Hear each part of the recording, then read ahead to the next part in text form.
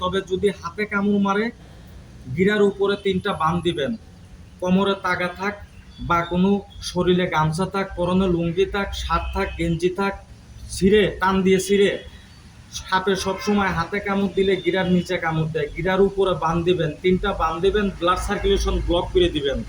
পায়ে যদি কামড় দেয়, সাপে সবসময় হাঁটুর নিচে কামড় দেয়, হাঁটুর উপরে গিরার উপরে 3টা বান দিবেন, ব্লাড সার্কুলেশন ব্লক করে দিবেন।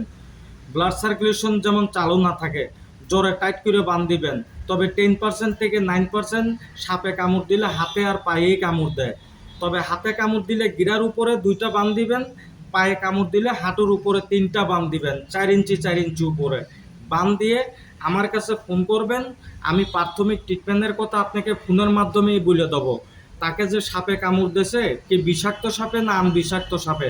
অনেক সময় দেখা যায় বিষাক্ত সাপে কামড় দিছে, আপনারা মেডিকেলে নিয়ে গেছেন, তাকে বিষাক্ত সাপে কামড় দেয় নাই, ভ্যাকসিন দিছে। অনেক সময় দেখা যায় যে তার শরীরে কোনো জীবাণু নাই, বিষ নাই, অনেক সময় ওই বিষাক্ত যাইয়ে ব্লাড টেস্ট না করাতেই ভ্যাকসিন মারিয়ে দেয়, অনেক সময় ওই বিষটাই যাইয়ে রুগী সার্টিফিকেট করে মারা যায়। তবে এতটুকু আপনাদের কাছে অনুরোধ, আপনারা যদি ডাক্তারি ভ্যাকসিনও নেন, ব্লাড টেস্ট করে নেবেন। 1 নাম্বার, সাপে কামড় দিলে বা বিষাক্ত কোনো জীব জানোয়ারে কামড় দিলে বানটা দিবেন, বানটা দিতেই হবে। বান দিয়ে আমার কাছে ফোন করবেন, আমি ফোনের মাধ্যমেও আপনাদের আমি প্রাথমিক ট্রিটমেন্টের কথা আমি বলে দিতে পারবো। আপনারা নিজে হাতে সাপে কাটা রুগী ভালো করতে পারবেন। কোনো জাদু মন্ত্র, তন্ত্র মন্ত্র সাপে কাটা রুগী ভালো করতে কোনো লাগে না। এটাই আমার কাছে অনুরোধ আপনাদের কাছে। মুসলমান হলে ইসলামু আলাইকুম, হিন্দু হইলে নমস্কার, খ্রিস্টান হলে আপনাদের কাছে আদাব ও আমার দোয়া আশীর্বাদ গ্রহণ করবেন, আপনারাও করবেন, যেরকম আমি মানব সেবাটা আমি করতে পারি।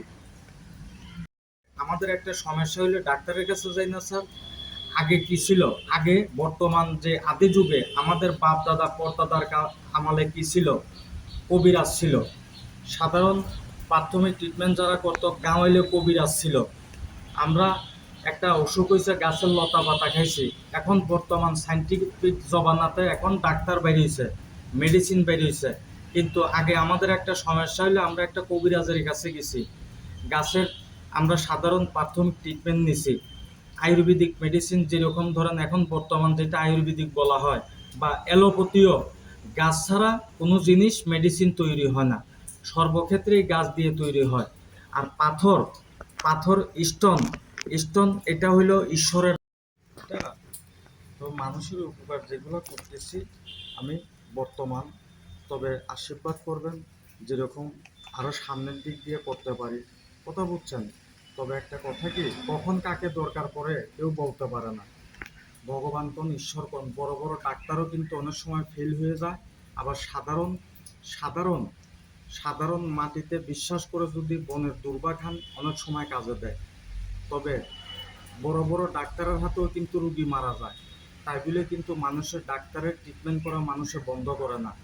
তবে আছে বর্তমান এখনের যে বর্তমান যুগগুলা, লাল কাপড় পরলে বড় জটা রাখলে সাধু বলবে না, পকেটে কলম নিলে মাস্টার বলবে না, সেই গুণ দক্ষতা থাকতে হবে। তবে এখন যে বর্তমান কিছু সাধু সন্ন্যাসী কবিরাজের নামের উপরে বর্তমান কিছু ভণ্ড বেরিয়েছে। কথা বুঝতে পারছেন স্যার? তবে একটা কথা কি, আমি মুখে না কাজে হইলে বিশ্বাসী মানুষ। তবে মুখে তো সাধারণটা এতটুকটাকে এত বড় বলা যায়। তবে কার হাতে কার সমস্যা ভালো করে এক উপর আল্লাহ পাক জানে। তবে আমি হলাম মুসিল্লে, ভালো করার মালিক হইলে উপরালা। তবে আমার যতটুক চেষ্টা আছে, আমি যথেষ্ট পরিমাণ আমি কর্তব্য এবং কি যতটুক আমার দায়িত্ব আছে আমি পালন করি। ভালো করার মালিক আল্লাহ এবং কি ভগবান, ঈশ্বর। আমরা একই মায়ের সন্তান, খ্রিস্টান বলেন, বুদ্ধ বলেন, আর হিন্দু বলেন, আর মুসলমান বলেন, আমাদের সৃষ্টিকর্তা একজন। তবে আমাদের পিতা এক, আমাদের মাথা এক।